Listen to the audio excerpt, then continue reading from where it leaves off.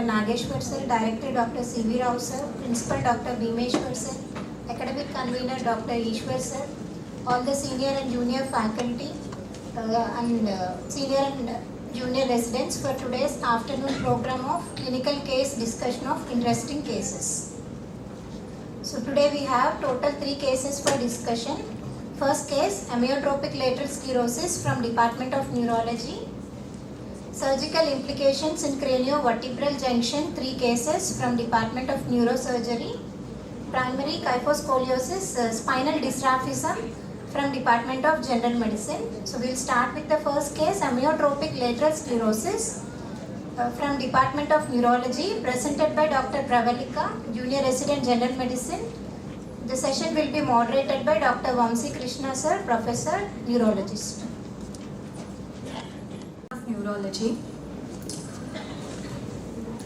A 55-year-old man was brought to hospital with complaints of weakness of right upper limb since 20 months, weakness of left lower limb since 16 months, and weakness of right lower limb since 10 months, and weakness of left upper limb since 6 months, and difficulty in breathing since 3 months. Patient was apparently normal 20 months back when he first noticed weakness of right upper limb in form of difficulty in gripping objects with right hand. The weakness was insidious in onset, gradually progressive, and later he developed difficulty in raising the hand above the head while combing. He had complaint of weakness of left lower limb since 16 months, which is insidious in onset, gradually progressive. Initially, patient noticed slippage of chapels while walking, later progressed to difficulty in getting up from squatting position and climbing stairs. Patient also had complaint of buckling of left knee while walking. The weakness subsequently involved right lower limb since 10 months. He also had complaint of difficulty in rolling over the bed and getting up from bed since 10 months. He then developed weakness of left upper limb since 6 months, noticed as difficulty in buttoning and unbuttoning of shirt, difficulty in mixing food and holding glass with water. Patient had chest tightness and difficulty in breathing since 3 months, which is insidious in onset. Initially, breathlessness occurred after walking for a certain distance, but gradually progressed to difficulty in breathing even at rest. Complaint of drooling of saliva since 3 months, associated with difficulty in swallowing occasionally, not associated with any nasal regurgitation. He also noticed spontaneous twitching on both hands and legs since 3 months, associated with progressive thinning of muscles of both upper limbs and lower limbs. No complaint of any urinary urgency, incontinence, retention, or any fecal incontinence. No complaint of numbness, tingling, and burning sensation. No complaint of headache, nausea, vomiting, and fever. Past history. He is a known case of hypertensive since 4 years on tablet amlodipine 2.5 mg. Not a known case of hypertensive diabetic CAD, CVD, post-TB, bronchial asthma, epilepsy, CKD, or CLD. Personal history, normal sleep and appetite, takes mixed diet, normal bowel and bladder habits, is not a known smoker or alcoholic, no known food, drug, or environmental allergies, family history not significant. General examination, patient is conscious, coherent, cooperative, oriented to time, place, person, moderately built and nourished. BMI was 24 and no pyloric teres, cyanosis, clubbing, lymphadenopathy, pedal edema. Vitals at the time of presentation, BP was 130 by 90 mm of Hg, pulse rate 82 beats per minute, respiratory rate 16 cycles per minute, temperature 98 degrees Fahrenheit, saturation 97% humid, and RBS was 160 mg per liter. Systemic examination, handedness, right-handed, high mental functions were intact, patient is normal, conscious, coherent, oriented to time, place, person, recent remote immediate memory were intact. MMSE was 30 by 30. Cranial nerve examination. Examination of first cranial nerve was normal visual acuity, color vision. Extraocular movements were full. Third, fourth and sixth cranial examination was normal. Trigeminal examination. Sensations were normal. Jaw jerk was exaggerated. Seventh cranial nerve examination was normal, no facial asymmetry. 8th, 9th, 10th and 11th cranial nerve examinations was normal. On 12th cranial nerve examination, tongue atrophy and tongue fasciculations are present. Motor system examination. Bulk, on inspection, generalized asymmetrical wasting was present all over the body. On hand, split hand sign is seen, which is the preferential wasting of thenar muscles, which is more than the hypothenar muscles.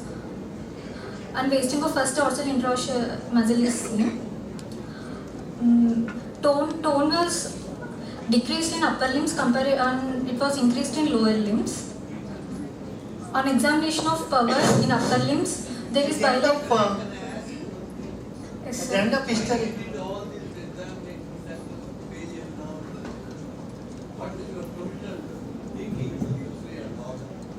Sir, since he had, yes, At the end of history, what is your problem? You don't see change in the right and left. Why did you see? What is the provision done? my provisional, yes sir, Did you see anybody outside before coming here? yes sir. Did you? That he has a particular disease. No sir, outside diagnosis was inconclusive sir, no one, no sir, no sir, no one sir. You know that there is a weakness and neurological disease. At the end of history, in a neurological disease, you must opine something like a provisional diagnosis. Yes sir, yes sir. But in fact, now, this one, all the nerves they have done, after knowing it, they might because it's good for pain. You know, Yes sir, I have examined cranial nerves because I wanted to see any bulbar involvement was there sir.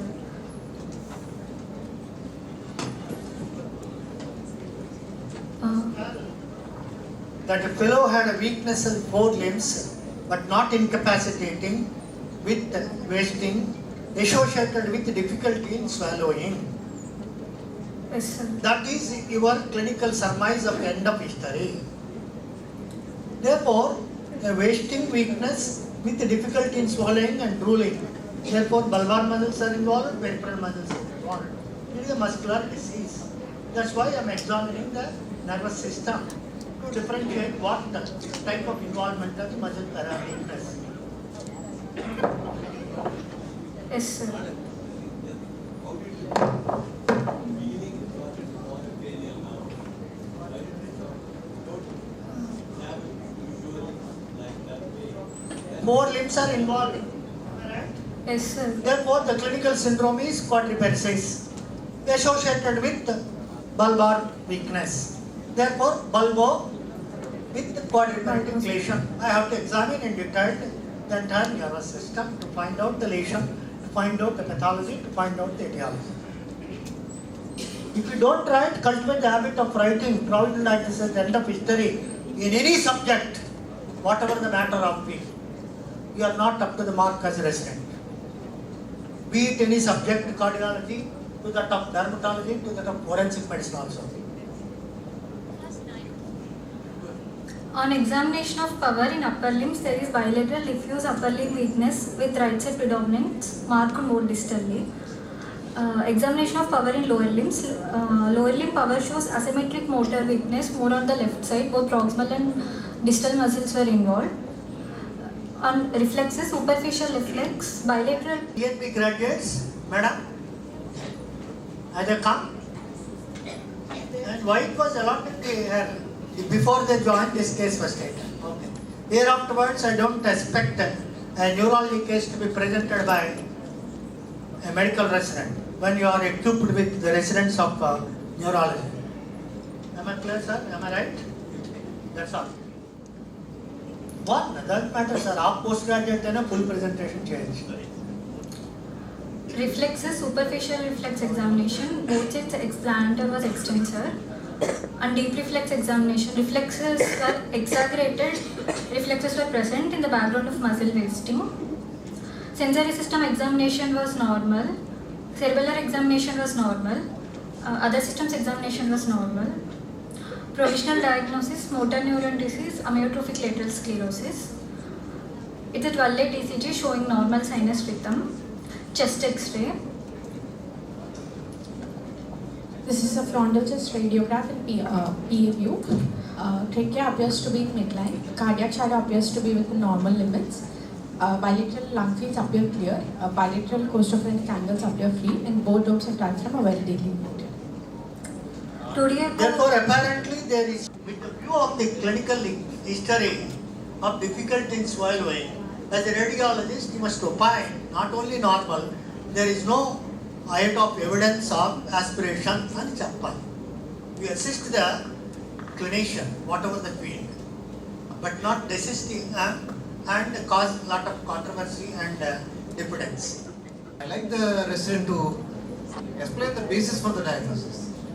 Yes, neuron and lower motor neuron. Not general definition. Why your patient is correlating with the amyotrophic lateral sclerosis? Because patient has both LMN and UMN signs. Sir, LMN signs were like there is muscle wasting and there are fasciculations. Your answer is not correct.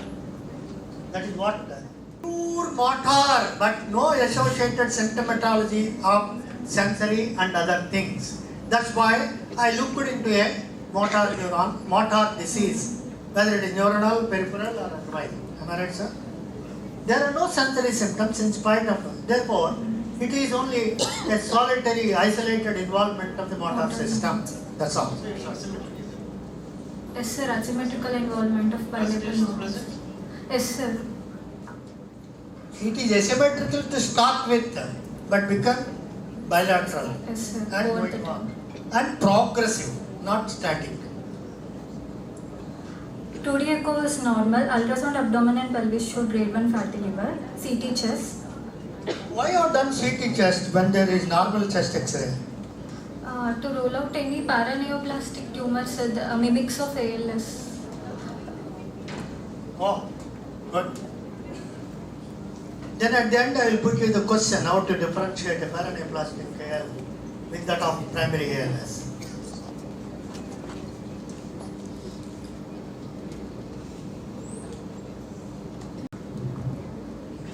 This is an axial image of CT chest. Here we can appreciate a normal CT chest except for groundless opacities in lower lung fields, which could represent dependent exit. No evidence of any noted within the chest, and no evidence of any nodules or pleural effusion noted. No evidence of any prominence of bronchovascular markings noted.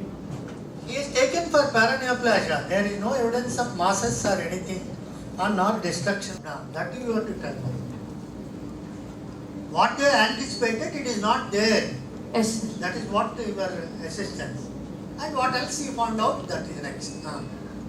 These are axial and coronal images of C-section. We can appreciate prostatomegaly. Prostate appears enlarged in size. And in the second image, there are small renal cortical cysts. Other than the rest of the abdomen is within normal limits. Liver appears normal. Bones show normal pattern.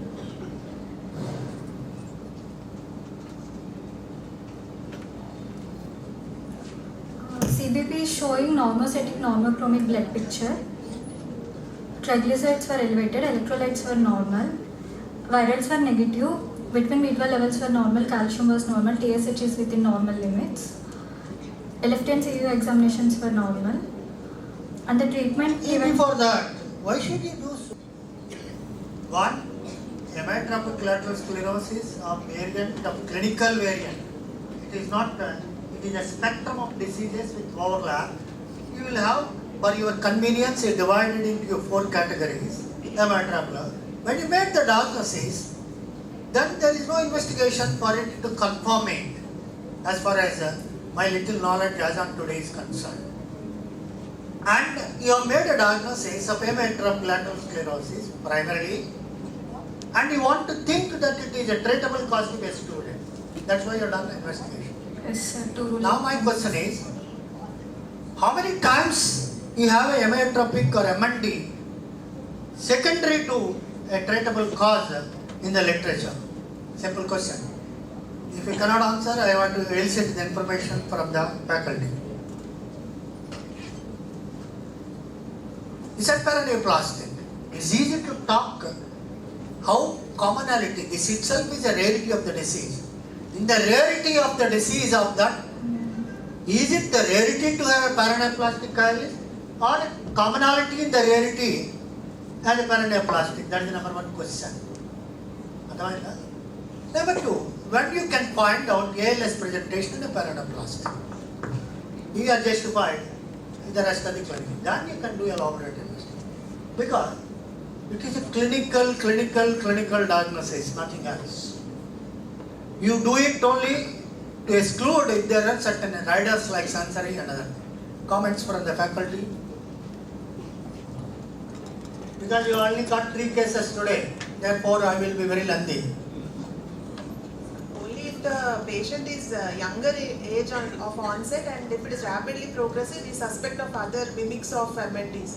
Otherwise, There is no rapid progress. It is over how many years? 2 years. 2 years. 2 years. 2 years. Therefore, rapid progress, it is one of important thing. Amyotrophic lateral sclerosis rapidly presenting within months. You must call Dr. Srinivas immediately to evaluate and remove the foramen magnum tumor or something else. Because the tongue is involved. Therefore, when the progress is relentlessly progressive over years, it is least likely to be either paraneoplastic or otherwise. Therefore, don't waste this money or your breath. Okay? The clinical entity of amyotrophic lateral sclerosis is our convenience. We divided that into group, but the pathology is not divided like that. It can involve anything to anywhere, but clinically present a few things. But subclinically everything is involved. It is a clinical types of syndromes, but the disease is from anywhere to anywhere. Understood the points? They may start with bulbar and amyotrophy. They start with amyotrophy and become bulbar, or they may come something else and then go 1 plus 1. Why? The moment you are diagnosing that, you have responsibility to exclude a treatable cause. That's why you have done all this, because it is a death sentence. You want to add anything? Make it your experience with the secondary ALS, if at all. Sir, I have seen with retrovirus associated MNDs. As a faculty and resident, the only different diagnosis is a treatable condition called HTL retroviral. Madras. multifocal motor neuropathy. MND. Therefore, the rapidity and the duration, because that is totally treatable, this is written off. For that, you do a nerve conduction with all things, but not other things. But it is seen in the young males with upper limbs more commonly involved. In multifocal with conduction log, we see usually. Here only that is done, in spite of his abnormal picture, not fitting into MNF, we do it as a exclusion processes. We are not missing the treatable cause. Mimics. Nothing else. Now come on. You have started in a good drug. Yes, so he was started on injection edaravone 60 mg IV given for 2 weeks with a duration gap of 2 weeks. Total of 4 cycles were given, and tablet luluzole was given 550 mg BD. That is new to me. They are given the drug, what pharmacology it belongs to, what is the rationality in giving the drug, what you anticipate as a therapeutic outcome for the drug.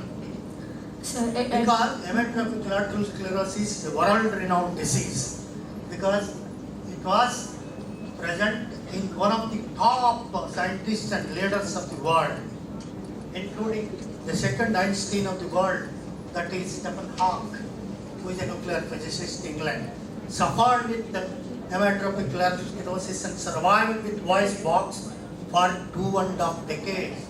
After he diagnosed it, he wrote 4 important beautiful textbooks on nuclear and metaphysics, and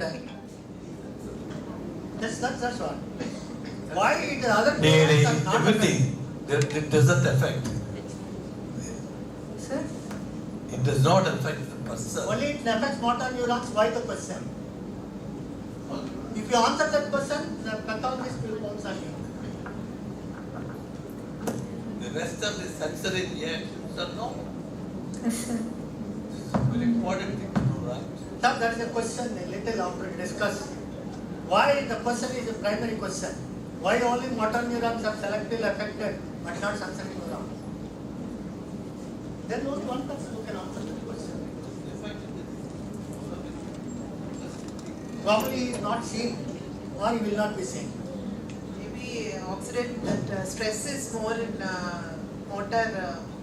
The person cannot be seen nor questioned. The answer is not to God only, sir, no one else.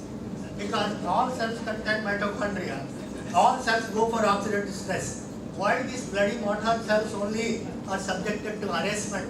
Why not the sister cells or brother cells of sensory? But in pathology and autopsy studies, the sensory neurons also get Even dorsal dystrophic root changes. degeneration is seen in some cases. Then you have to answer it clearly question. sensations are a subjectively less metabolic. Motor functions are objectively high metabolic. Neurons in general have the highest intensity of mitochondria than any cells in the body. The intensity of distribution of mitochondria in neurons is almost 2 to 3 times that of any existing cell in the body. That is the quantum of work. Then the quantum of work done by sensory neurons versus motor neurons is a little different. That is not objectively proved, subjectively realized. Motor neuron disease, more bulk of mitochondria, more amount of oxidative stress and reactive species. All oxidative stress, it is like a nuclear power plant wherein which there is a leak of nuclear material. It is being mopped up. The same thing with your cellular mechanism. The mitochondria produce reactive oxygen species like your nuclear waste. It will be immediately mopped up. Otherwise, you will die no matter what it is. The mopping up of that nuclear reactive oxygen species, if it is deficient, you will get all these diseases started. The systems which are responsible for mopping up, as a resident, you must be able to tell. At least 3 systems. Astrocytes are involved in creating. In addition, systems and biochemical systems, not cells. Every cell will have that system. Superoxide dismutase and glutathione system are 3-4 systems everywhere, in every body, every cell. If the cell cannot react and absorb the reactive oxygen species which are the end product of every metabolism day in and out, your cell dies in no matter of time. That is the beauty of our biochemistry, which is goes a little abnormal, 0.001%. Then this is the result of the disease. Am I right, madam? Therefore, what are those things they will be able to talk? Mitochondrial reactive oxygen species which can be mopped up, which cannot be mopped up. Because the drugs are there. Now, she talks her, we want to enlighten Madam Brown.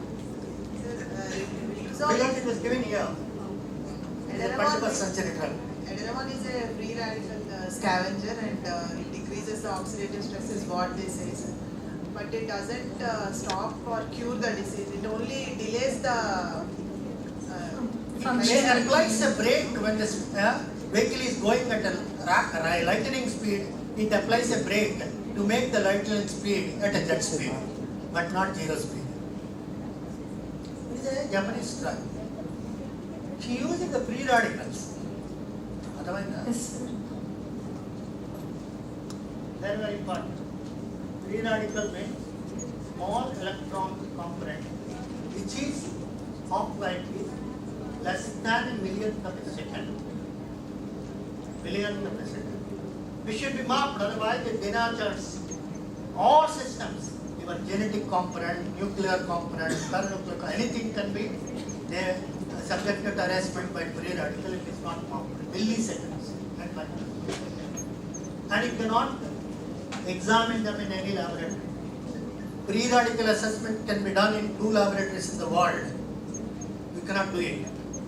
One is France, the other one is an American institute.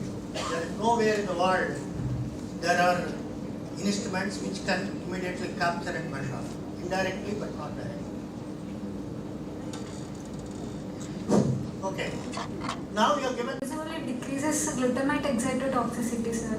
By that, it increases the duration of around 3 months lifespan. Madam, compliments and add on any therapeutic components which you can offer at this nature. They have tried these stem cell transplants and all in England, but nothing works. Only thing is we have to rule out the mimics of motor neuron disease because that is not treatable. If we identify any mimics, we can treat those. What is the prognosis? Poor, sir. Poor How many years?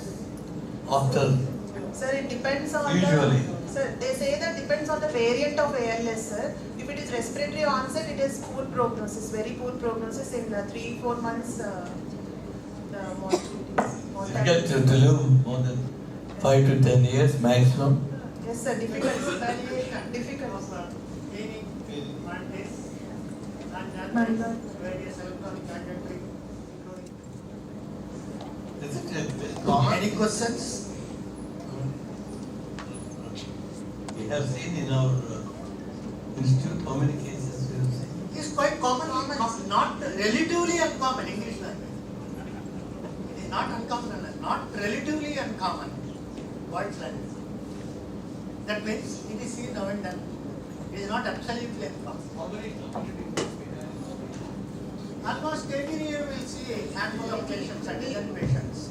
If they are interested, you can write a retrospective study of wireless and M&D for the last 20 years in this hospital, which comes to nearing about the 3 digits, minimum 100. Out of which 90 would have gone by now. Therefore, it is a useful disease to understand the physiological forms of motor neurons, which is understood only 60% as of now. Therefore, the remaining percent 40 can be known from this extrapolation in the future, not now. There is one South Indian variant also, sir, that Madras motor neuron disease. Yeah, sensory neurons కూడా involve అవుతాయి. ఎందుకు చెప్పానంటే అప్పుడు right చేశారు ఇవిడ. Eightner nucleus will be involved in Madras motor neuron disease. Great father of South Indian neurology. Ramurthy has first reported it from Madras Neurology Institute way back in 1980s. And that entered as a MMND. M means Madras motor neuron disease, where there is dumbness.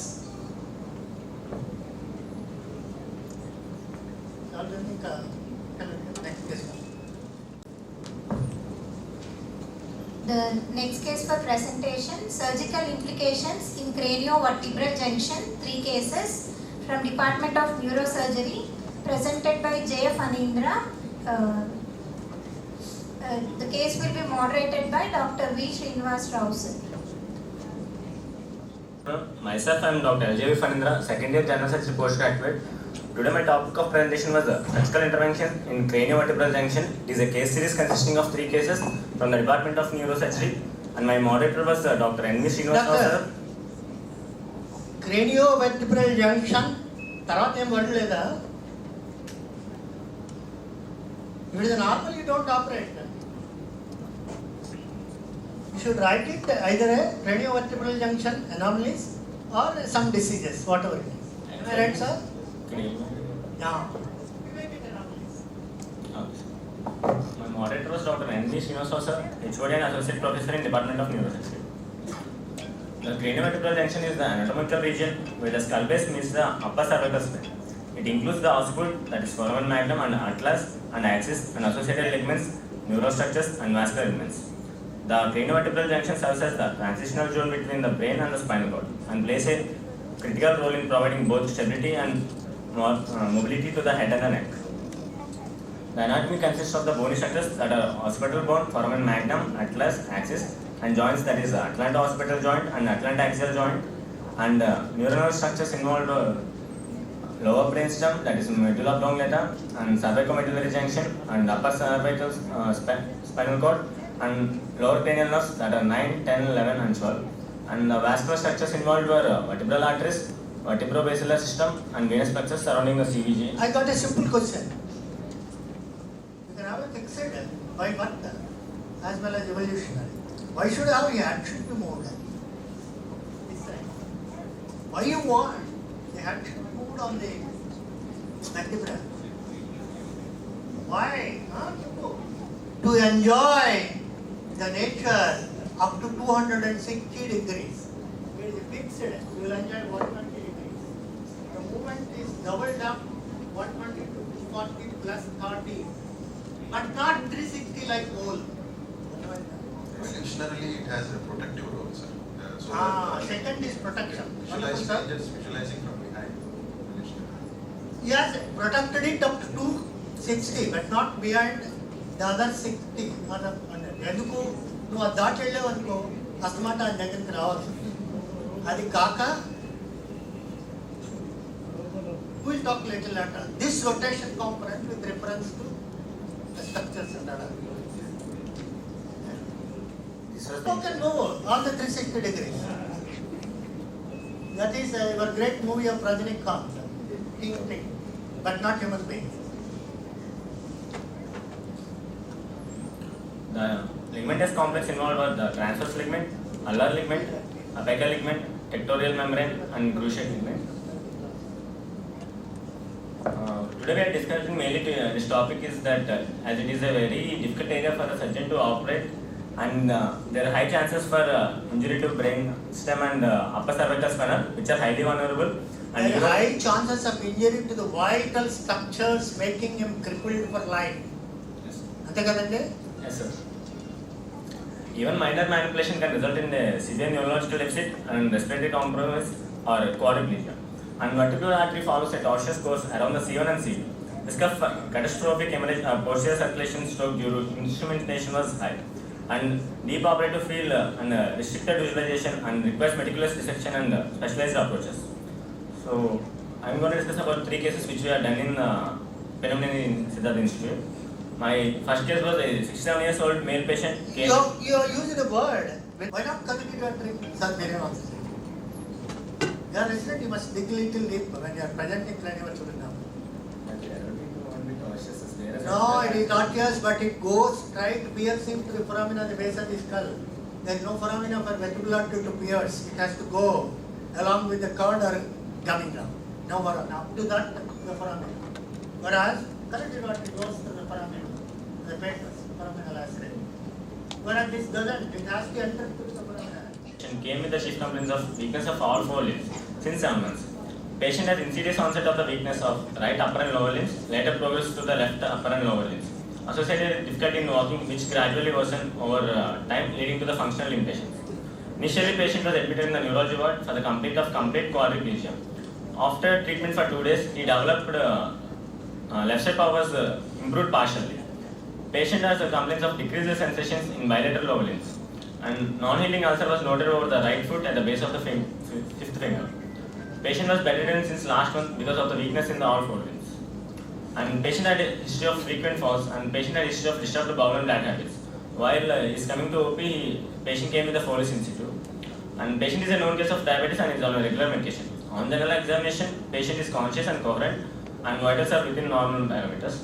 On examination, high mental functions were appears to be normal, and sensory system decreased sensations noted in the bilateral lower limbs, and gait could not be elicited as bedridden. And on motor examination, power is noted on 1 out of 5 in right upper limb, and 1 out of 5 in right lower limb, and 3 out of 5 in left upper and lower limbs. Deep tendon reflex are exaggerated, and bilateral tensor plantar response was noted. All cranial nerves examinations were normal. So he was underwent MRI cervical spine. Wait, appude jump ayipokka. Your CNS examination tells you there is a quadriplegia, but it is not symmetrical. The power loss is more onto the right one compared to the After left. admission of treatment for 2 days, Wait. When it is differential, it is even anatomical inference before you go into. as all 4 limbs were involved, it has to be more than C5 levels. No. Involved akkade. It is an asymmetrical involvement of the upper cervical cord. It has got to do with the cervicomedullary junction, the decussation of the corticospinal fibers. We have what is called as cruciate paralysis. Cruciate, but here, right upper limb, right lower limb, and more. Therefore, before decussation, the pyramidal coherence means involved more on the left and less on the right. Therefore, surgeon has to look onto the left, what is the quantum of pathology causing loss in the cervical upper part and the medullary lower or little. So such dissociative weakness directly goes to the localization goes to CV junction. Yeah. Component of localization. Patient underwent MRI cervical spine. These are sagittal and axial T2-weighted images of cervical spine. Here we can see an intradural extramedullary space occupying T2 hyperintense lesion. Anteriorly, this is in contact with posterior longitudinal ligament. Posteriorly, this is seen compressing the spinal cord. Spinal cord is pushed posteriorly. It is heterogeneously hyperintense on T2-weighted images. On post-contrast T1-weighted image, sagittal image, we can see an avid enhancement of the lesion. So this could represent any nerve sheath tumor, sir. Any nerve sheath tumor, neurofibroma or schwannoma, sir. There You is- want to add anything, sir? As per the radiological component, Yes, sir. it is only What we are seeing, this is the tumor, sir. This is completely ventral and this thinned out is the spinal cord. Yeah, that crescent shape, what we are seeing is the spinal cord, and all this one is tumor, and it is located dead ventral. That's the difficulty in this case. into the, Dead ventral to the spinal cord, completely anterior. We are that is going, unto we the, are going to approach from unto the here. so-called body of the vertebra, so-called, because cervical has no body. Completely anterior to the spinal cord. Hmm. Spinal cord is posterior, tumor is completely anterior. So That is ventral. Ventral. That means on the arch of the, which Yes. vertebra? On the arch of, on the C2 dents. But dent is safe involved. Dent is, yeah, dent is safe, sir. Dent is. Dent is, ligament is not involved. So the MRI impression was given as intradural extramedullary space occupying lesion seen at the C1, C2 level, anteriorly on the right side, causing severe compression and displacement of the spinal cord, posteriorly and to the left side. Features are in favor of the schwannoma, and differential diagnosis are nerve sheath tumor or meningioma and cervical spondylosis. And Schwannoma should arise from a root. That's why the differential weakness of that. It's more of arising from the side of more weakness, because already they cross. That is right para, cervical, CBC. And patient was diagnosed with intradural extramedullary ventral lesion at C1 and C2, mostly neurofibroma. And patient underwent C1, C2 laminectomy and hospital craniotomy and lateral approach and excision of the tumor. And these are the intra pictures. That white shiny layer was the spinal cord which was exposed. Yes, sir, here once you have opened the dura, no tumor is seen. I think here somewhere corner, just lateral bit, if you go in, some very little bit of tumor is seen. So, good. This was the video showing the excision of the tumor by releasing the surrounding adhesions.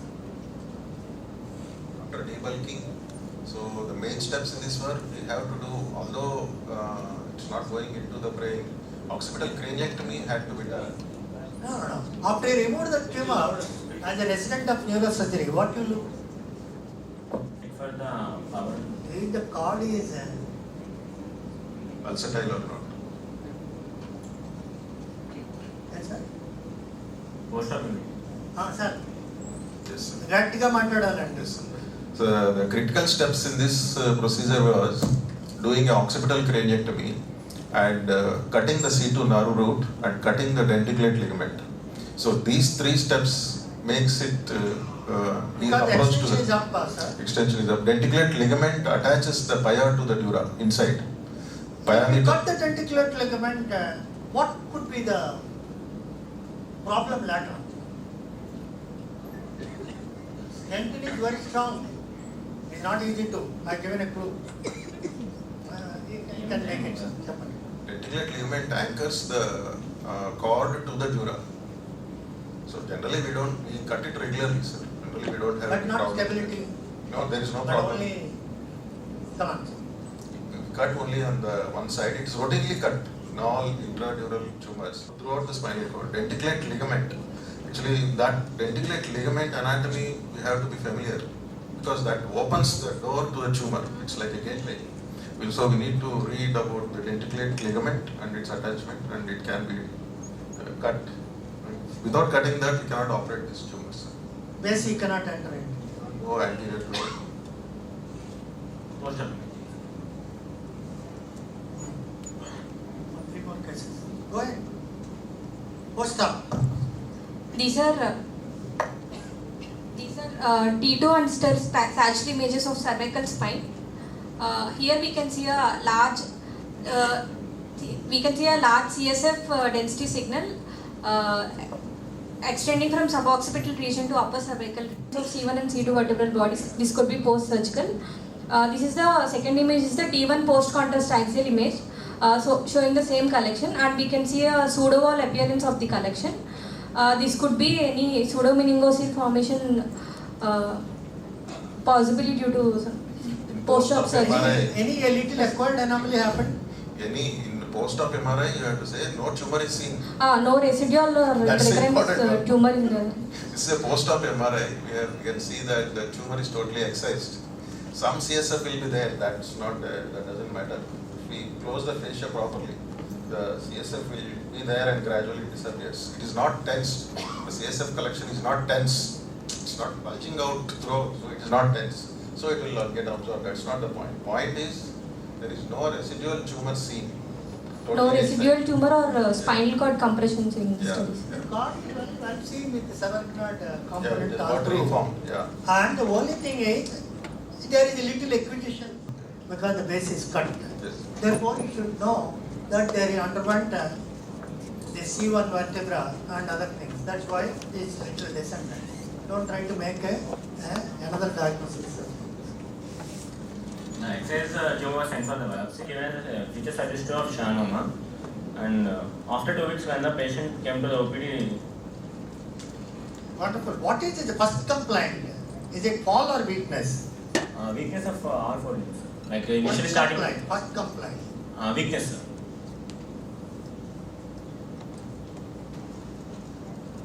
Wonderful.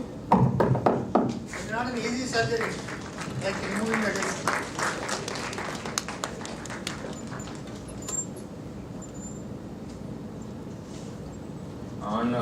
After 2 weeks, when the patient visited to OP, he was able to.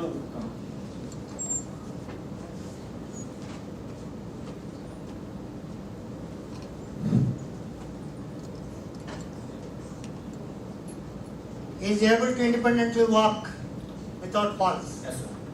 Therefore, he regained more than required power, unanticipatedly beyond. Comments?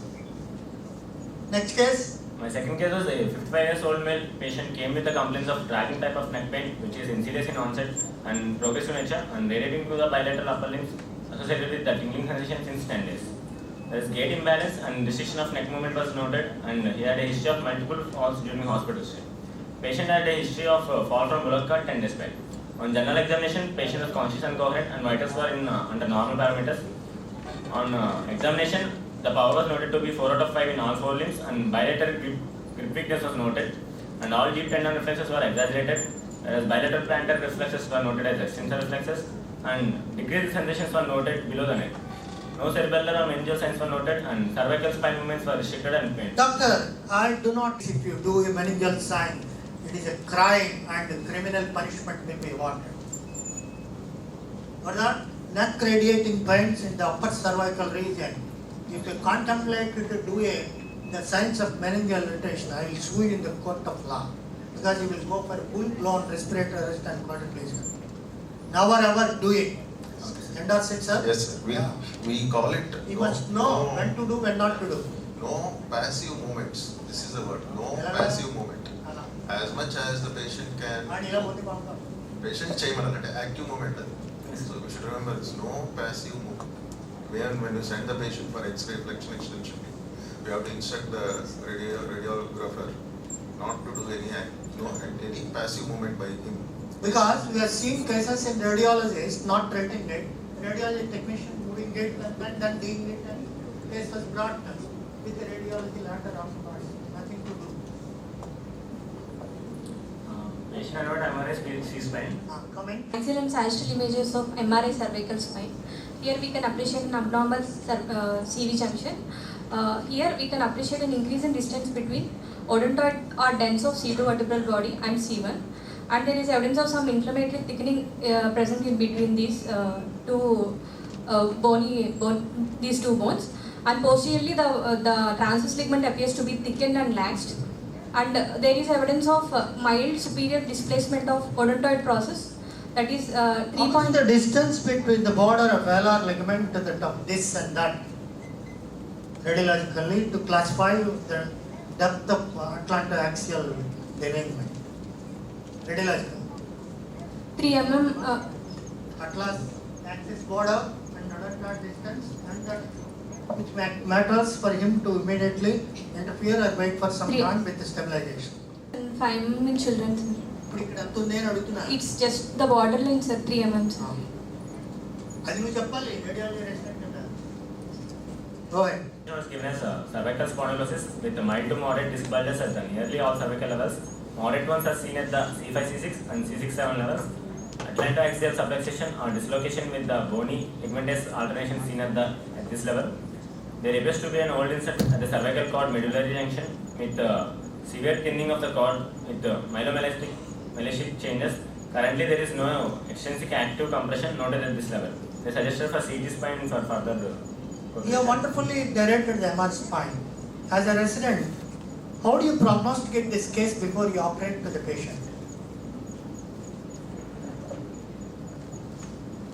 It may be right or wrong.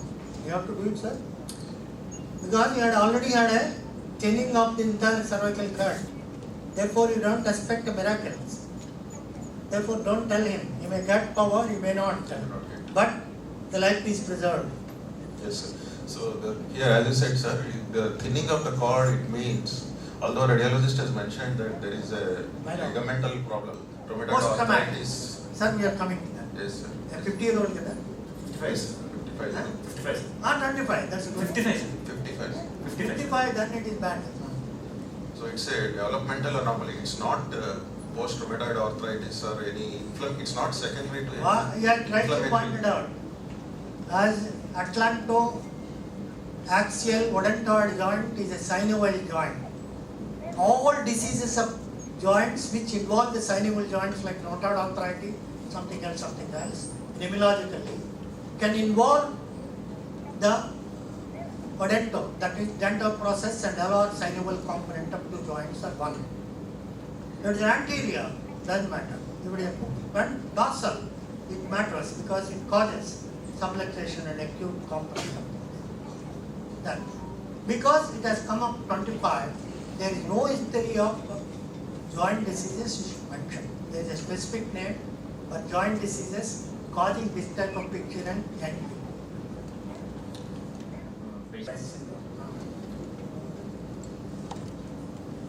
These are sagittal and axial images of CT spine. Here we can appreciate an increase in distance between odontoid process and abnormal sclerosis of odontoid process. There is signal చెప్పాలి తర్వాత దాని information చెప్పాలి గతాలు hyperdense odontoid process seen, sir. There is increased distance between odontoid process of C2 and C1, sir, which indicates atlantoaxial dislocation. Here the anterior arch of atlas is larger than the posterior arch, and the odontoid process appears to be slightly posteriorly displaced, and posterior arch is slightly anteriorly displaced. These are indenting the thecal sac, sir. Here in what is the radiological classification of dislocation as far as this case is concerned? Am I right, sir? Let me tell. You can't say this much displaced, that much displaced. Because what is the staging of the displacement, if at all, that should be recorded. Post-operatively, they should make an assessment of it. Agree, sir? Go ahead.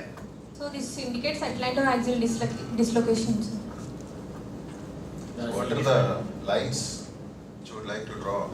There are 4 lines on lateral view, sir. Two lines on A view. In lateral view, in lateral images, either CT or X-ray. The first one is McGregor line, Chamberlain's line,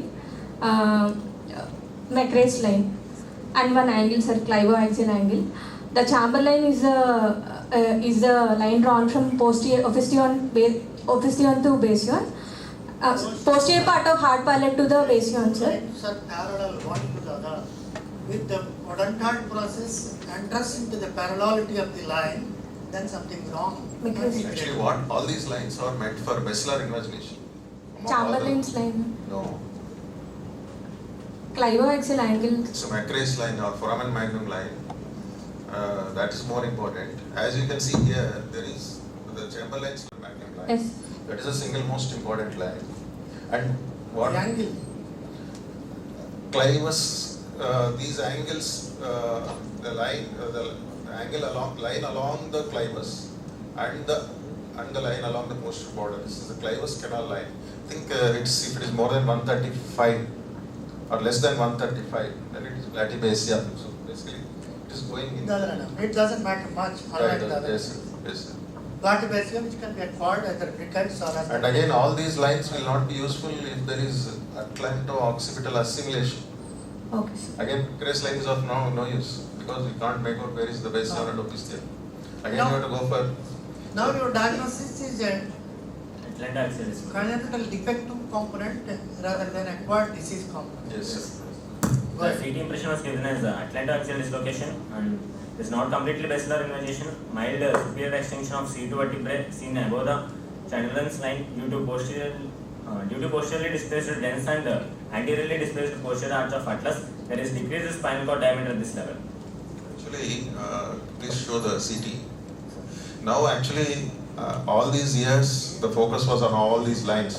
Now, the focus is on this Atlanta axial joint. You can see that the atlas is got translated anterior to this. This is the axis and this is the atlas. So now the etiological point is thought to be the C1, C2 joint and which has moved forward. And these are the pre-op X-rays. The lateral views of the cervical spine, periodontoid space appears to be increased. Degenerative changes noted in the visualized spine. Final diagnosis Is was it reducible or irreducible? What do you say? Is it getting reduced or not? There seems to be inflection. Extension, the distance is more, and flexion slightly less. It looks like partially reducing. It looks like partially reducing. Why should you know whether it is reducible or not? What is the reason? Unnecessarily reducing. Is there any meaning to the clinical outcome? Sir, why should you know whether it is reducible or irreducible? That's the question. Yeah, actually, now the treatment between the two has changed. Earlier it was important, sir. Not now. Not now. Now there is no concept of irreducible. All AADs are reducible. That's the concept now. Provided we put traction or open the joints and or drill the joints. They need the treatment. With these measures, No conservative. yeah, nowadays. So the concept of irreducible AAD has been gone, and earlier it was there when I was a resident. Now it can be, if it is not reduced on flexion extension X-rays, it can be reduced with traction. If not by traction, by opening intraoperatively C1, C2 joints. If not by opening the joints, by drilling the joints. So ultimately it is reducible. It has to get reduced. It has to be reduced to prevent neural collapse. Yes, sir, yes. with the cord atrophy with myelopathy and quadripasis. Patient underwent C1 lateral mass screw and C2 pass screw fixation with the right ilio bone graft was done under general anesthesia. Post-operative period was uneventful, surgical wound remained healthy and cervical mobilization maintained.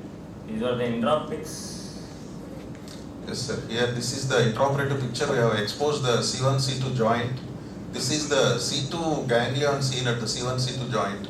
This is the C2 pars. This is the, behind this, we cut the C2 root.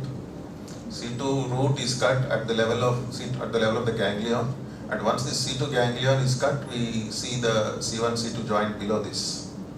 And we have used our navigation equipment here, sir. Before putting the screw,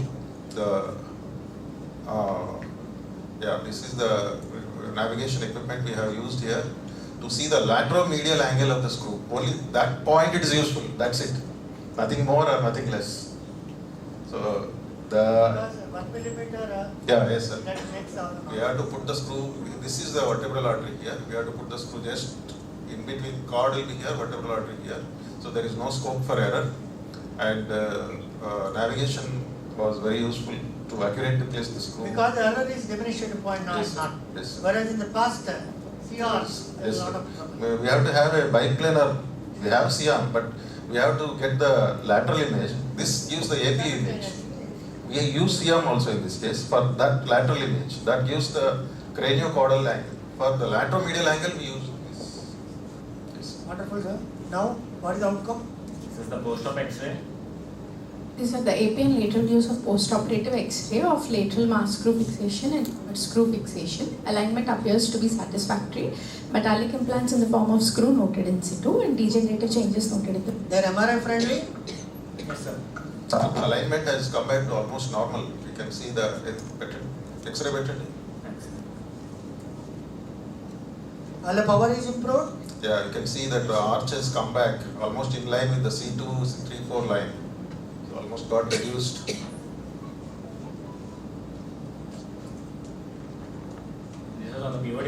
patient was able to walk on his own and with a good power of, he is eating on his own.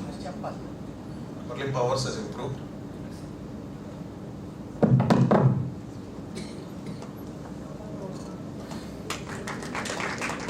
My third case was a 33-year-old female patient came In with between the first and second case, which is surgically difficult? As a resident, you have seen. I think it will be second case, sir. Why? Because there is C1 and C2 fixation and we have to fix the screws very. We are dealing with nearer to the vertebral artery. Go ahead. My third case was a 33-year-old female patient came with the complaints of neck pain which is radiating over the left upper limb with tingling sensation since 4 months. There is no significant past history and medical history. On examination, a patient was conscious, coherent and oriented to time, place and person and vitals were within normal parameters. On examination, restricted neck movements with radicular pain was noted, higher mental functions appears to be normal and cranial nerves were intact and motor examination no weakness was noted and sensory examination was appears to be normal. Patient underwent MRI C-spine with the whole spine. These are sagittal images of MRI C-spine with the dorsal spine. Here we can appreciate cerebellar tonsillar herniation. Now, in this case, when there is no neurological motor sensory defect, what made you to go for evaluation? Resident, sir, resident. She has tingling sensation in her upper limb. She has unilateral tingling sensations. Of which? Which area root? In cervical. Yes, cervical root. That's the question. Is it C5? It may be between C5, C6 or C6, C7. I don't remember this. It's operated loss. నువ్వు హిస్టరీలో చెప్పావు అందుకోసం అడిగాను. Go back to the history. You made it out restricted neck movement with radicular pain. It is not pain restricting the movement. Movement and restricted movement followed with pain. It is always upper cervical. Whereas cervical spondylosis, radicular pain then restricting the movement. Images of MRI cervical spine along with dorsal spine. Here we can see a inferior migration of cerebellar tonsil below the foramen magnum, and here we can see the crowding of foramen magnum in both the images. And there is a hydrosyringomyelia or syrinx extending from cervicomedullary junction till the dorsal spine in the dorsal level. In the cervical level till the C6 it's thinner. From C6 to T12 it is appearing large. It's very large. It is occupying almost 2/3 of the cavity, and there is expansion of CSF space. Next image. On post-contrast study, there is no enhancement of the any meninges or. The entire syrinx like a caterpillar from that of C4 to that of T12. Okay. చూపించారు నల్లగా అక్కడ నుండి పసదాకా. That means the entire spinal cord of cervicothoracic is hollowed out. But the greatness, if your examination is correct, if so, why I am asking is your examination correct? Otherwise after surgery you will be in soup if you don't correctly record it. After surgery he has got, sir, this sensory loss, that sensory loss, you will be out. Because that happened in many neurosurgical teams.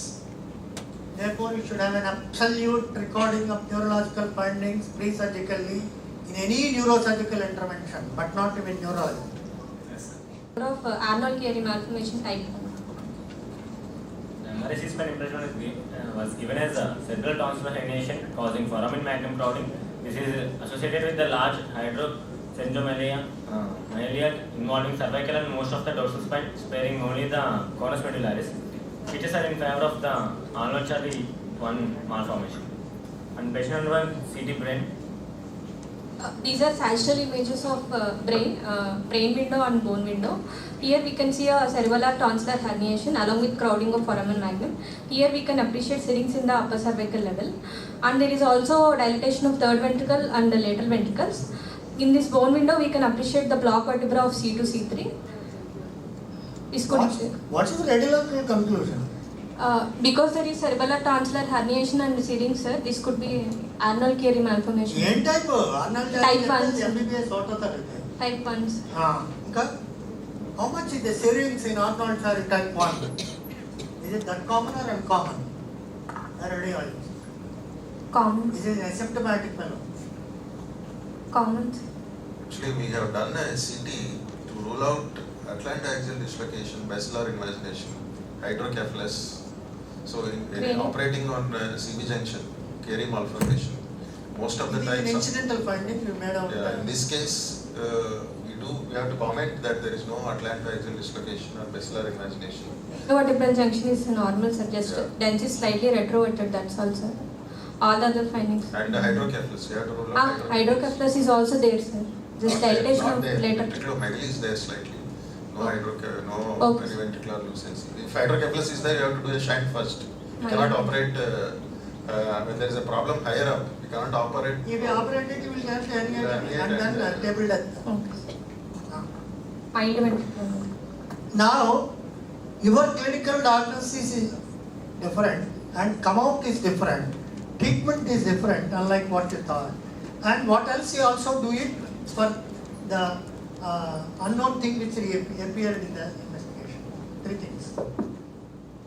The CT brain impression was given as a known case of Almond Charlie 1 malformation showing cerebral tonsillar herniation, foramen magnum crowding, and spondylomegalia, and mild ventricular prominence, and signs of raised intracranial pressure was noted. Here, one important component of that, whenever there is chiari malformation and other things, you expect the myelin should be associated with the bulbia a little. Or bulbia can present cerebral, but there is no cerebral bulb as far as this, but myelin is occur. That is a little component which we will talk later later. Foramen magnum decompression with a C1 posterior arch excision with the lax neuroplasty with fascia under general anesthesia. This was the intraoperative picture. And post-operatively, patient recovered with a complete relief from the neck pain and tingling sensation, but patient was in irregular follow-up.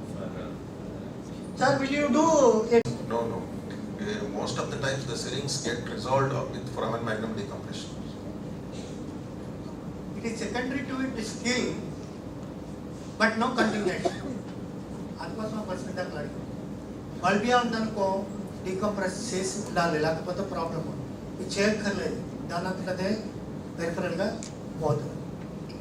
ఎందుకంటే సిరింగ్స్ కూడా ఒక్క సిరింగ్స్ కూడా వెంట్రలో dorsal డికామ్ చేసి tube వేస్తాం, పోవచ్చు పోకపోవచ్చు. ఇప్పుడు ఇది second or not it descended, but primary syringes it won't respond. Thank you, sir. Wonderful. All the 3 cases for surgery is done here with the flying outcomes, for which you should applaud. It is not an easy surgery like a lumbar disc or something like that. Sir.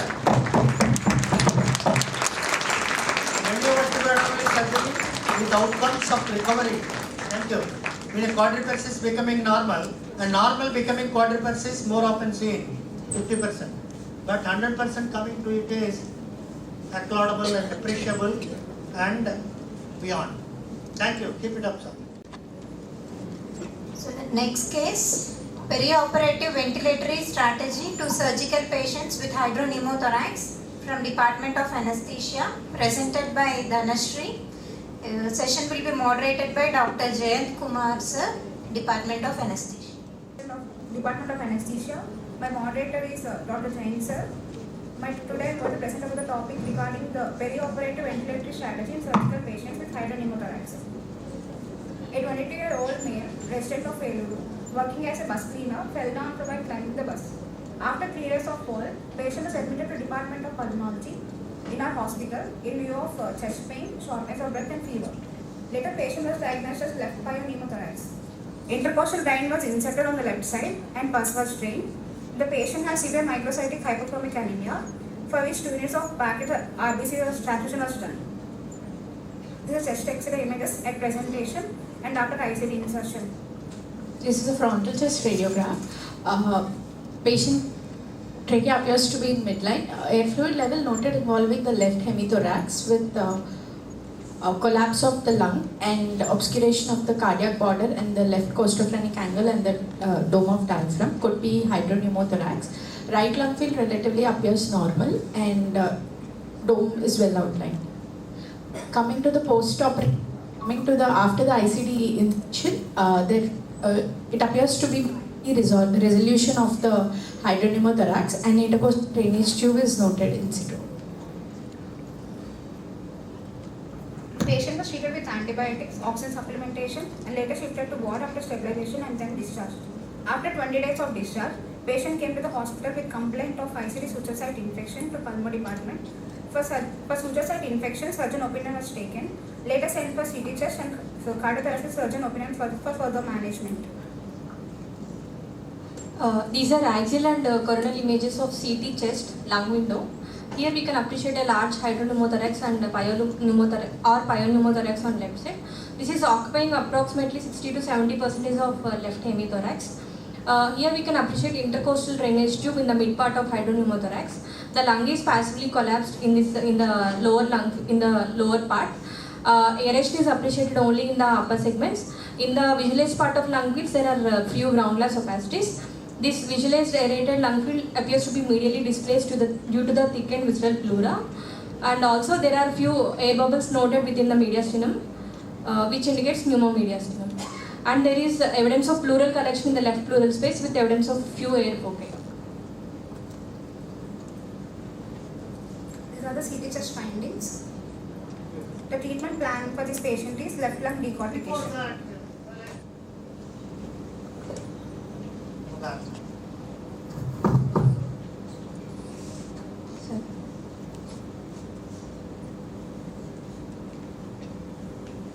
Previous film. First X-ray, chest X-ray. He had a good amount of hydropneumothorax occupying more than 60% of it. Yes. But apparently, he did not have any mediastinal shift. That means that whatever the pneumothorax or hydrothorax or pyothorax is ancested and chronic. Next, if you go into after drainage, there is a lot of fibrotic tissue, including this, and this little amount, and the entire left heartbone is shabby. If it is a simple hydropneumothorax drainage, the border will never be abnormal like this. That means there is inherent mediastinal as well as very long pathology. Now go back to the CT. You not commented the quantum of thickness of the pleura. In hydropneumothorax, a collapsed lung will have a linear amount of pleural reflection which is less than 1.5 millimeters. But here it is almost 2 to 4 centimeters attached to the pleura. That means the lung, whatever is functioning, is not allowed to expand. It is a chronic collection of whatever it is. Chronic collection is invariably hydropyothorax and pyohydroneum, whatever it is.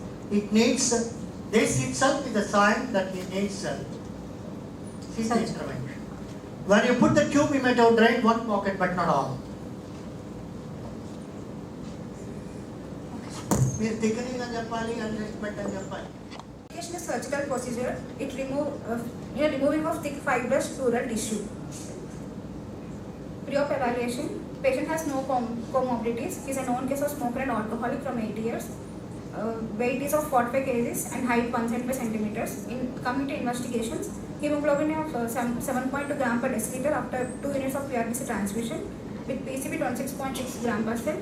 With other investigations were normal. ECG shows sinus tachycardia and 2D echo has no leisure or motion abnormality, and ABG has mild hypoxemia with PO2 of 80 mmHg.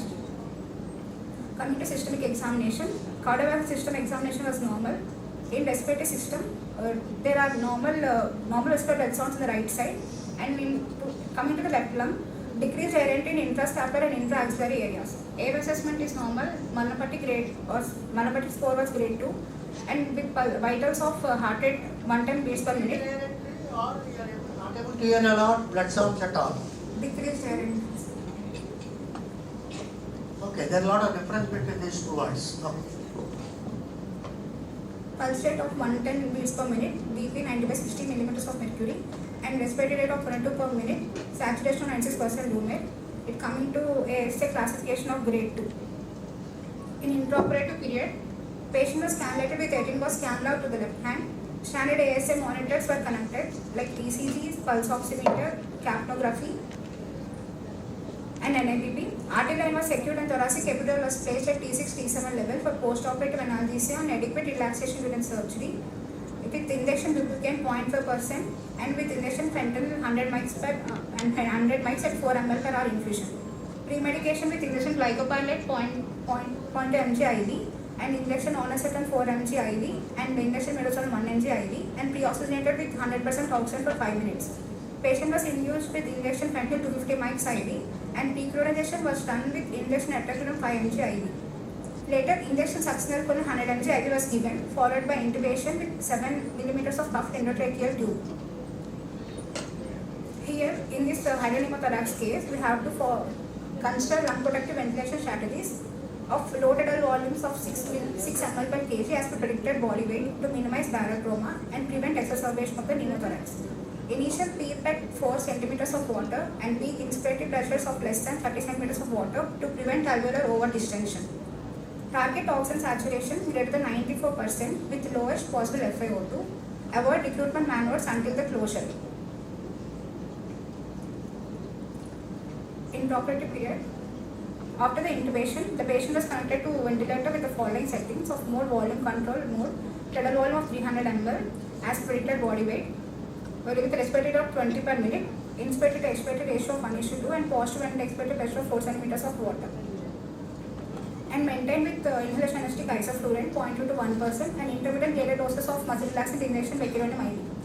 Here nitrous oxide is avoided because it has a high diffusion capacity and it easily diffuses into the locule and expands the cavity of pneumothorax, so nitrous is avoided here. Patient gaseous expansion, nothing else. And pleural cavity formed a locule to the major fissure, contained thick pus, approximately 1000 ml was drained. Left intercostal drain was placed and closure was done, then shifted to CT ICU to continue mechanical ventilation. In post-op period, pressure control mode of ventilation was kept with pressure support of 15 cm of water. No. In surgery, it didn't mention whether decortication of things were done, only during the procedure. Decortication was done, sir. Yes, comment. Decortication was done, sir. Because the notes, it was not there. Locule of major pressure containing thick pus as drain. Because if you don't do decortication, again the same picture goes off. Yes, sir. Yeah. Pleura was removed and wonderful, sir. You put a tidal volume of 300 ml. Is it less or you want to make protection or near normal or subnormal? Tidal volume is subnormal, sir, but for this setting, we are putting this low tidal volume to prevent barotrauma. Then I want that point to be little strength. Good.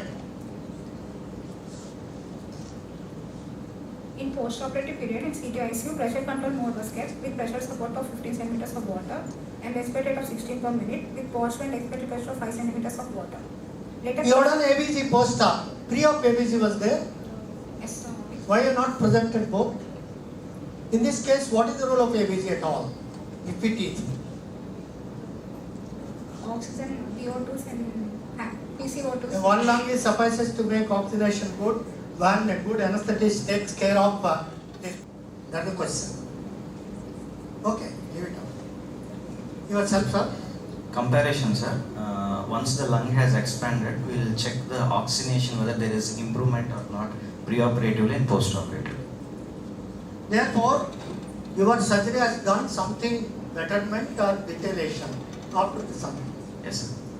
With a vascular complication, they can go for a deterioration. If the complication is not there and the lung is expanding, you will come up with the flying colors with a better oxygenation and so forth. Yes, sir. Go ahead. Later, the spontaneous breathing and recovery of motor activity within 4 hours after surgery. ABG of extubation was done. ABG shows pH of 7.37, PCO2 38.2 mm of mercury and PO2 of 102 mm of mercury and bicarbonate 21.9 millimole per liter. ABG of texture with FiO2 35. How long is intubated post-operatively? Has been intubated very early. Yes, sir. We try to extubate such starts. We can. Because it is a chronic lung which is damaged by cortical component of thickening and other things. I want to have a prolonged intubation for some more time, or is it not worthy of that in this case? That's the question. Sir, once he's more the time on ventilator, he's more prone to again ventilator My question is, immediate post-operative, you like to extend a little amount of ventilation until you clear from the tubes and other things, or you can do it. We'll check, sir, depending upon his oxygen saturation, ABG, and his spontaneous efforts. Thank you. Go ahead. ABG of extubation with FO to 35% and with NIV support, pH of 7.4 and PCO to 35.8 millimeters of mercury and PO to 201 millimeters of mercury and bicarb of 22.1 millimole per liter. Non-invasive ventilation support was kept after extubation for 2 hours for adequate oxygenation, and epidural analgesia with injection bupivacaine 0.15% and with injection plant with 2 mics per ml was continued at 4 ml per hour infusion for 48 hours for the ease of the breathing and reduce the pain for the patient.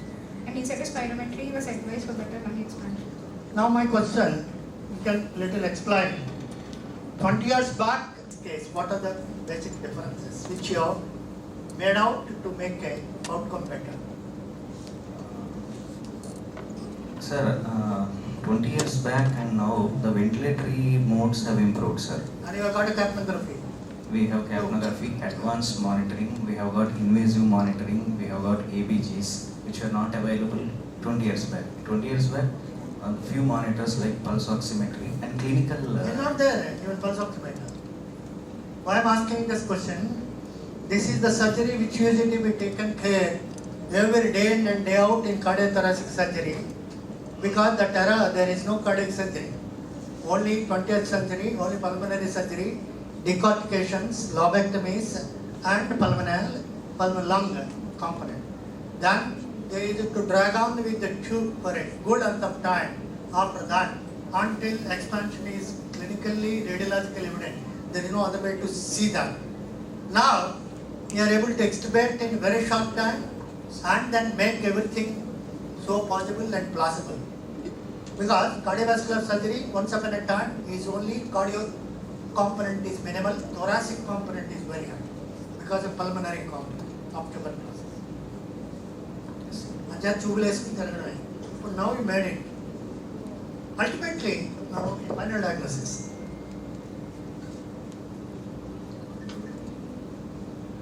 In this case, we have to minimize the ventilator-induced lung injury. And Of the normal lung? No, sir. Abnormal lung. Which you want to minimize?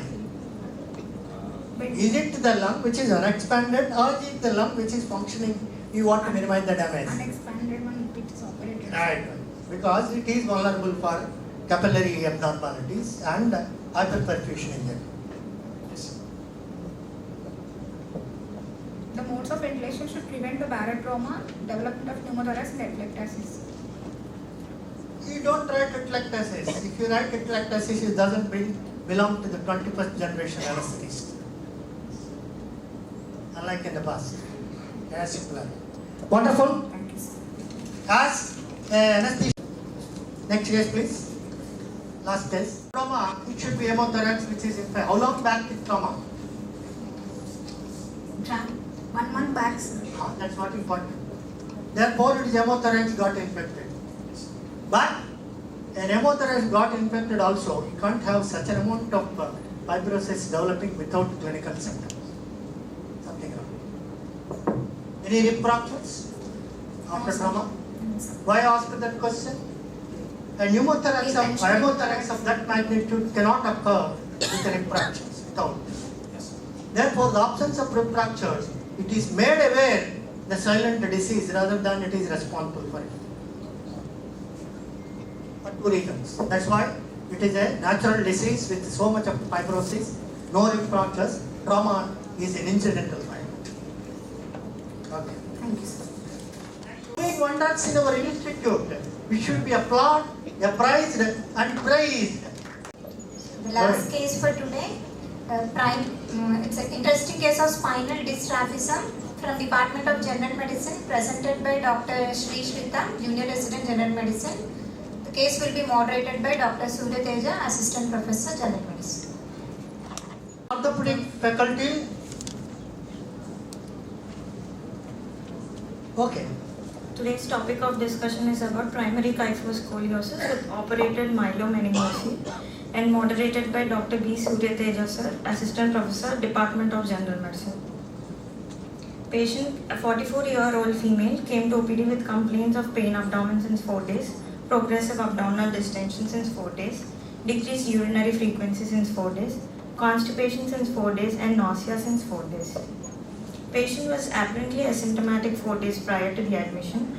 She gradually developed diffuse lower abdomen pain, progressive abdominal distension, constipation, and decreased urinary frequency. Pain was insidious in onset, diffuse type, non-colicky, radiating to back, not related to food intake, associated with on-end of burning micturition, reduced urinary stream, feeling of incomplete bladder emptying. No history of shortness of breath, chest pain, sweating, palpitations. No history of vomiting, loose stools, fever, cough, reeling sensation, and lethargy. No history of flank pain, hematuria, renal colic, or fecal incontinence, saddle anesthesia, or recent trauma. No history of new onset limb weakness and altered sensorium. Past history: patient is short stature since childhood. Progressive spinal deformity was present. Difficulty in squatting and prolonged walking since adolescence. Surgical history: history of surgery over the lower thoracic spine during the childhood at the age of 2 years, and revision surgery was done at 12 years for congenital spinal anomaly. Bladder history includes recurrent episodes of decreased urinary frequency over several years, chronic constipation, and no prior formal urodynamic evaluation was done. History of altered bowel habits and known case of hypertension on tablet losartan and hydrochlorothiazide and tablet amlodipine. She is known case of spina bifida and known ventricular septal defect, and history of surgery was done. Not a known case of diabetes mellitus, COPD, CVA, or TB, and epilepsy. Personal history: able to perform routine activities independently and no joint laxity. No bowel and bladder training received previously. No assisted device used. She takes mixed diet with normal sleep, decreased appetite, and decreased bowel and bladder habits. Family history has no skeletal dysplasias or congenital spinal anomalies or similar short stature or consanguinity. Menstrual history: she attained menarche at the age of 16 years with regular cycles with duration of 4 days and 2 pads per day. Attained menopause 3 years back and unmarried. General examination include: patient is conscious, coherent, oriented to time, place, and person. Patient is short stature of 115 centimeters with webbed neck and small limbs. Dysmorphic features include short stature, short trunk dwarfism, webbed neck, limb length discrepancy, thoracolumbar spinal deformity, and pelvic tilt. Limb length measurements are: left upper limb is 58 centimeters, right upper limb 54 centimeters, left lower limb is 59 centimeters, and right lower limb is 56 centimeters.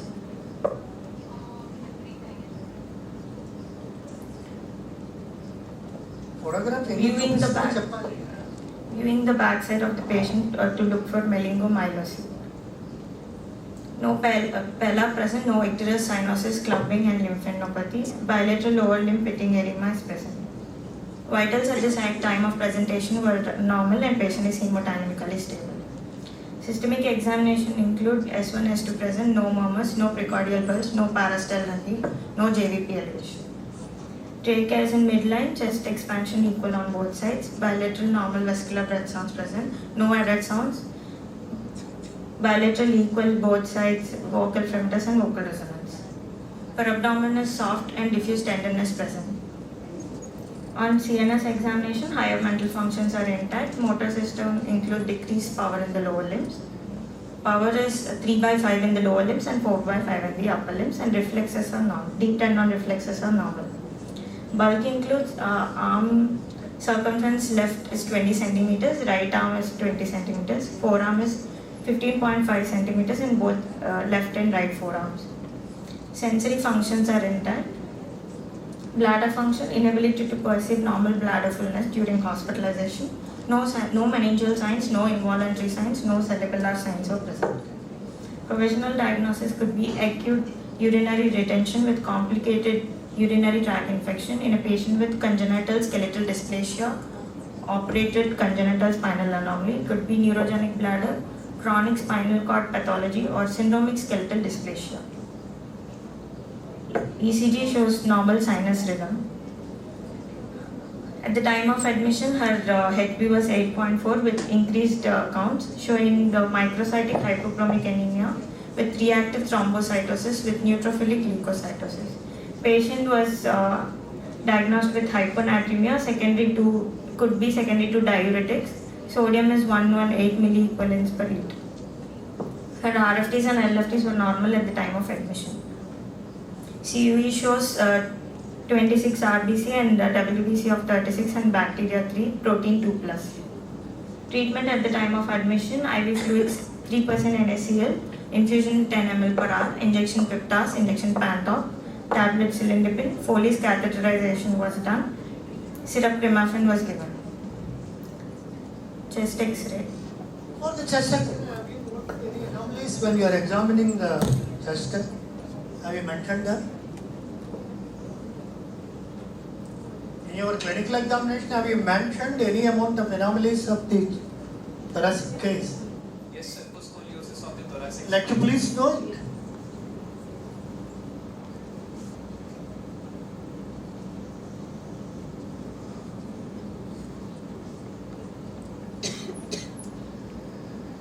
These are all alcohol component which will not be.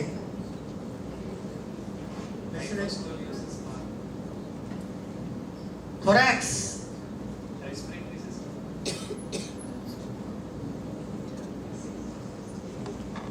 Out on the chest. Kyphosis. Yeah, yourself. Because you mentioned it. Sir, there is kyphosis and there is scoliosis and kyphosis was there at the thoracic spine level, sir. And also there is limb discrepancy more on the left side compared to the right. And there is also disproportionately small lower limb, sir. And the power is 3/5 on both the lower limbs, paraparesis. Therefore, they are wasted atrophic limbs of lower. Yes. Why I am asking that question? Any lower limb paralysis at an atrophy in the very young age, that is below 20 years, will be associated with upper limb hypertension, like your coarctation. A coarctation need not be present, but hypertension in the upper limb can occur in poliomyelitis of the both legs and post-dysraphism, particularly the surgery which was done, spina bifida not occulta, but for open total, stage 4 dysraphism, then they will have all the bladder and this and upper limb hypertension. Because when the upper, they live long. But in poliomyelitis, as well as in this case, there will be thoracic case abnormalities which predispose them to all complications of pulmonary hypertension. Go ahead. And the most important point here, she had a meningomyelocele operation. But you have mentioned in history a progressive spinal deformity from the age. That is very important too. A progressive spinal deformity before the teens, that means 12. It should be evaluated and operated. Otherwise, after teens, even if you operate that progressive component of spinal deformity, which is a primary skeletal abnormality, not acquired, then you will not achieve the goal of preventing pulmonary hypertension. Go ahead.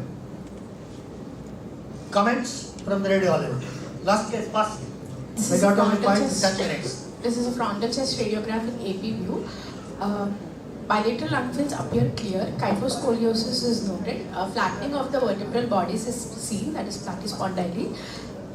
And crowding of the ribs is seen bilaterally. Ultrasound abdomen shows no sonological abnormalities detected. Cervical spine X-ray. These are AP and lateral views of the cervical spine. Kyphoscoliosis is noted. Cervical spine, you first comment, then you go down. Don't jump back. Wet, short You neck cannot is count seen. the vertebra in the cervical spine to say how many are present. It is so sharp and crumbled as well as collapsed. Even if you pull and draw it, hardly you are seeing 3 vertebra, 2 vertebra in the lateral view and 4 spaces in the AP view. Therefore, there is some cervical vertebral anomalies which resulted in short neck. And then comment now your thoracic spine.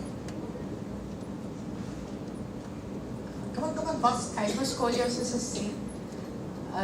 Short neck is seen. The intervertebral. You cannot comment kyphoscoliosis in one single view. That's why I asked you the question. It is a trap. You must have two views.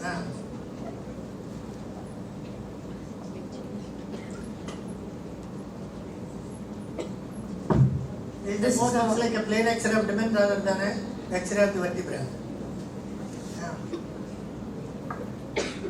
This is a lateral decubitus view of the lumbar spine. Scoliosis to the left side is not clearly appreciated here. And I will say I don't comment on this film. It is not worthy to comment for vertebral anomaly. That's all. Beyond that, I don't do anything. This is an axial image of CT brain. Here we can appreciate mild diffuse cerebral atrophy, noted evident by prominent cell size, ilion fissure and sulcal spaces. Rest of the supratentorial neuroparenchyma appears normal, no evidence of any connections. Next. CT chest was performed. Now you have a beautiful CT. Come on, comment. This is an axial image of CT chest. I am interested in this image, not than that. Here we can see an extensive kyphoscoliosis with convexity towards left side. Before that, you must comment on the vertebral number and say something. From top to bottom, hardly you can count in a sum 12 plus 5 plus 5, 20, 7, 22. You are hardly looking at about 10 to 12 or 15.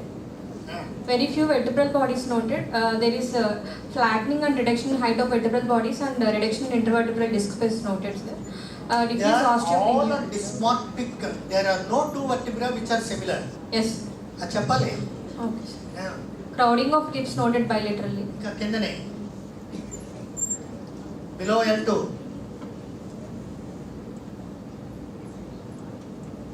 L2 kindane even unda.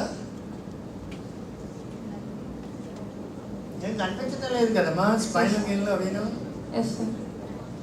నేను చెప్పాలా చెప్పగలను? నువ్వు చెప్పు అమ్మాయి. వాళ్ళు surgery చేసిందే దానికోసం.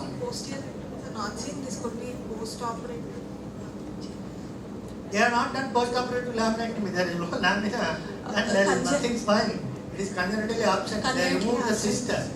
Meningocele, myelomeningocele because there is a wasting. Myelin kuda also is a point. Anchata sacral cord is not there, or partly redundantly developed and taken off. MRI would have been right, wonderful. Come on, MRI done? Yes. How wonderful. Chest la cheppo. Anything in the chest? Faint groundless opacity is noted involving basal segments. Then you use cardiac heart. Appears to be enlarged. No, అందుకోసమే అడిగాను అది చెప్పకూడదని. Because whenever the kyphoscoliotic anomaly of the heart, anomaly of the spine, heart shadows should not be analyzed. They will be in one plane weak, another plane weak, like a ECG or echo, which is a tough thing with a primary kyphoscoliotic, even to make measurements of something. Probably, I do not know what your agreement with. Exposure is also limited regarding this. Quite often, I subject them to echocardiography. Different components will come differently. It is very difficult to assess the right ventricular number. The primary scoliosis kyphotic disorder. That means the lung is also not developed. A primary kyphoscoliotic disorder, the lung mesodermal component is abnormal, then prone for pulmonary hypertension. Whereas kyphoscoliosis often post poliomyelitis or something else, they don't develop so early hypertension, pulmonary hypertension. Unlike this lady had ventricular septal defect, I do not know. But clinically, there is no finding suggestive of Clinically, very difficult because she will have a chest and all where the heart is difficult. Therefore, it should be only echocardiogram. Clinical, I don't know. Conventional views are difficult to project in this case. Yes.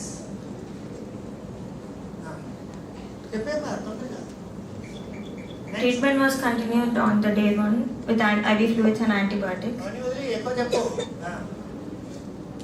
Mild concentric LVH with no left ventricular region wall motion abnormality with normal LV and RV function. Decreased diastolic compliance and mild TR PAH with RVSP of 39 mm of Hg. No MR, AR, IVC normal and collapsing. No PE clot or vegetation. Therefore, apparently there is no ventricular settlement. No finding. Why I am interested is, if you stop the fire with gasoline, you can never do it. VSD in the presence of kyphoscoliotic primary heart disease worsens the pulmonary hypertension so early, you won't live beyond the second and third entry. That's simple. A lab markers with HP with 7.4 gram per cell. Cultures revealed Proteus mirabilis where antibiotics were given. Injection ceftriaxone sulbactam was added and to PRBC transfusion was done on day 0. You advise her to go for a continuous catheterization, or you advise her to go for any urodynamic studies at this point of time, because she is going to have recurrent UTI and fulminant urosepsis. Now, Skeletal survey was done. You can note this kyphoscoliosis here, sir. There is crowding of ribs and flattening of the vertebral bodies and reduction in the intervertebral disc heights are seen. Okay,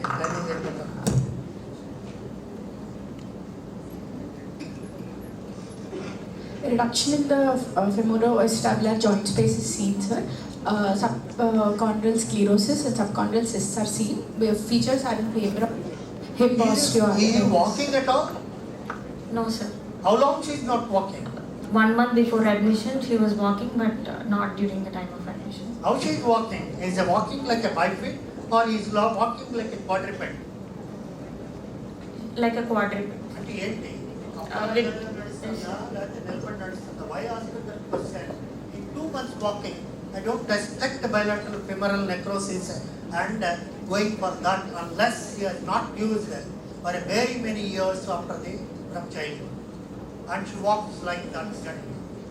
You must take a photo of video to show how this walking differs from a bipedal walking. MRI whole spine was done. పాకుతూ పాకడమే quadrupedal. పాకడం.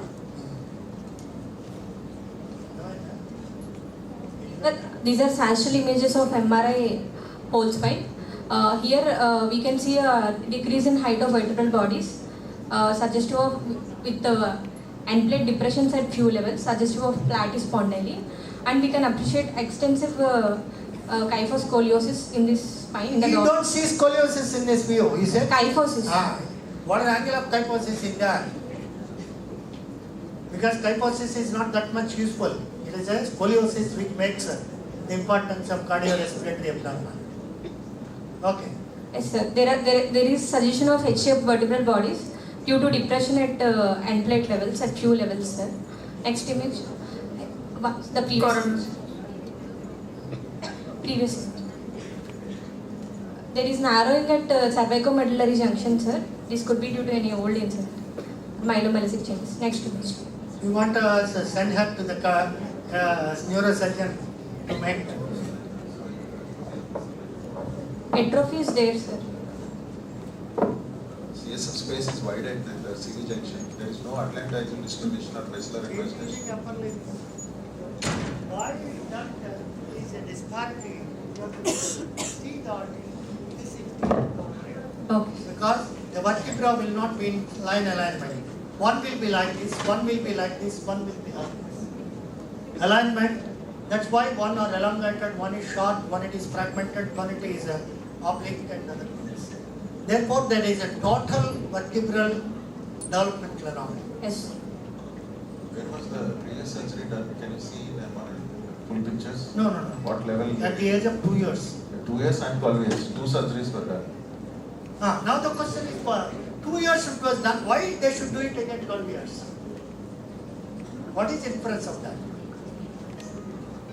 It is most likely myelomyelinacy, operated in, at 2 years, it is a very cakewalk operation. But why should you do it again 12 years?